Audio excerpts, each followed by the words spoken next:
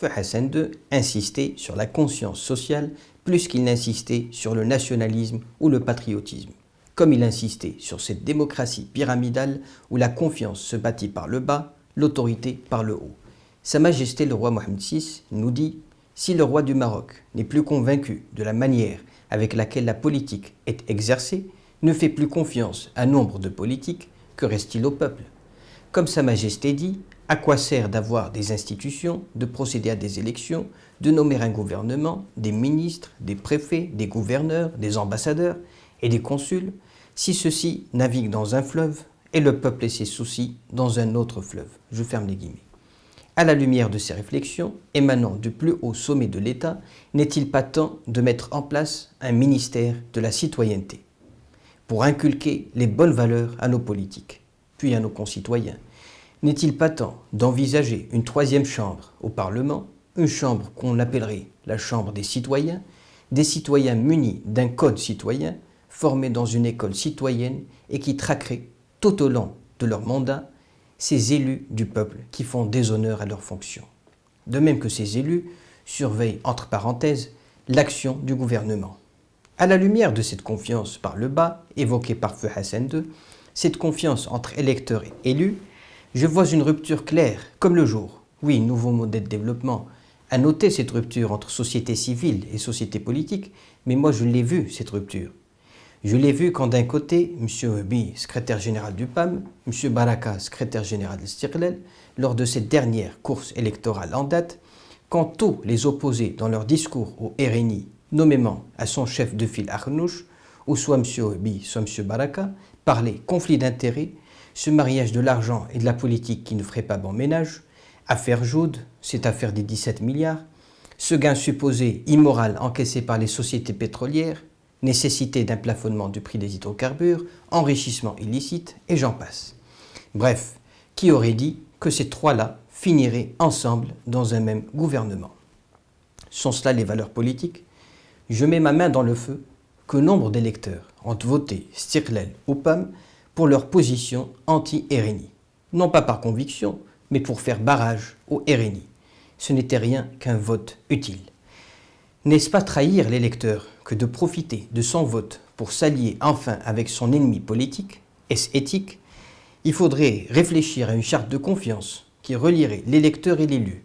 Dans ce cas de figure, une déclaration sur l'honneur du parti concerné, par exemple l'Istiqlal, qui promettrait par écrit et par signature à ses électeurs qu'en contrepartie de leur bulletin de vote, le parti tiendra ses positions et promesses engagées et ne s'alliera pas avec son ennemi politique. Ici, le RNI. Et si l'électeur n'est pas avisé, ne voit pas cette supercherie, il est temps de se diriger vers une démocratie qualitative et non pas quantitative. Car ne vote pas qui veut. Je vous renvoie à ma chronique « Le Marocain est-il mûr pour la démocratie ?» ou encore « Populisme et parti politique ». Il est temps de moraliser la politique. Me vient cette phrase de M. Louafa qui disait « Voulez-vous qu'on parle sérieusement ou voulez-vous qu'on fasse de la politique ?» Je ferme les guillemets. Comme il est temps de mettre en place ce vote blanc pour nous dire de la qualité de notre offre politique. Voter blanc pour dire qu'aucune offre politique ne me convient. Je pense que la colère des recalés au concours des avocats dénote d'une crise de confiance dans nos institutions.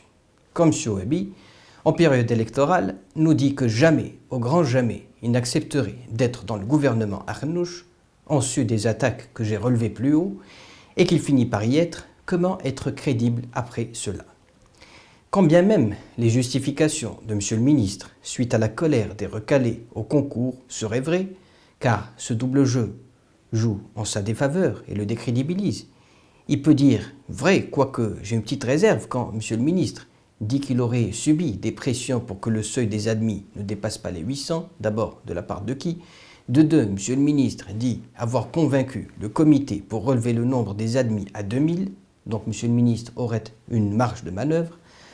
En même temps, M. le ministre nous dit qu'il n'y aurait pas de seuil du moment que c'est une profession libérale. En même temps, M. le ministre nous dit que ne peut devenir avocat qui veut, nous parle du nombre déjà élevé d'avocats, des bureaux d'avocats dans l'incapacité de recevoir tout ce beau monde pour la durée de stage, mais quand même 2000 admis sur 48 000, ce qui nous fait un 4% de réussite, bref. Je vous laisse tirer la conclusion de cela. De même, quand j'entends M. Wehby parler d'un projet de décret qui interdirait aux associations d'ester en justice pour combattre la dilapidation de deniers publics et que cela reviendrait au seul ministre de l'Intérieur d'engager la procédure juridique, je tombe de ma chaise. Quand j'entends M. le ministre dire que ce n'est pas l'argent des Marocains qui est en cause et que ceux-ci auraient tort d'avancer l'argument qui dit que tant qu'ils payent leurs impôts, c'est tout leur droit d'ester en justice, je réponds qu'ils ont tout à fait raison. Que la partie la plus importante du budget de l'État est bel et bien celle des impôts, 55%. Tout le monde ne bosse pas, dirait peut-être M. le ministre, et c'est tout un autre problème, répondraient nombre de nos chômeurs. Mais apprenez, M. le ministre, que la partie la plus importante qui compose les impôts précités est celle des impôts indirects, 80%, et que la TVA est partout. Comme vous savez bien, juriste que vous êtes, qu'une plainte devrait être suffisamment motivée, appuyée par des preuves évidentes, afin qu'elle ne soit pas classée par le procureur, et que s'il y a poursuite, c'est qu'il y a anguille sous roche. Puis, dire que les députés perdraient de leur légitimité en faisant des allers-retours au tribunal et que plus personne ne voudrait se présenter aux élections pour cette même raison, je dis bravo. Cette sortie se passe de commentaires. Et c'est sans parler du retrait de la loi de l'enrichissement illicite, prétextant une nouvelle mouture qui serait plus adéquate. Mais où est donc passée votre conscience sociale, monsieur le ministre? Bref, il y a du ménage à faire.